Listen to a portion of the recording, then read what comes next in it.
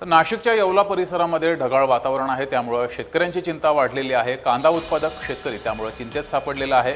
शेतामध्ये असलेला कांदा आणि काढून ठेवलेला कांदा हा भिजण्याची शक्यता आहे, त्यामुळे शेतकऱ्यांमध्ये भीतीचं वातावरण आहे। शेतकरी चिंतेत सापडला आहे।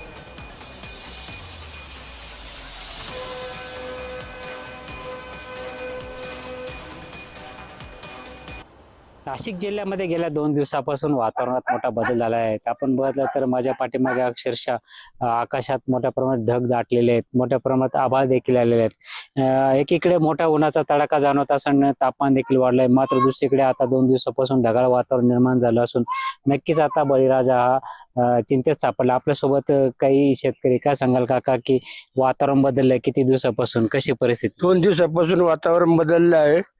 ढगाळ वातावरण तयार झालेलं आहे। 15 ट्रॅक्टर कांदे काढून पडले। आम्ही घरी साठू राहिलो, मजूर भेटत नाही। हो, फार बिकट परिस्थिती झाली आहे। वातावरणातील बदल नक्कीच शेतकऱ्यांना हा चिंतेचा विषय ठरला आहे। नरेंद्र बाटाव, जय महाराष्ट्र न्यूज, येवला।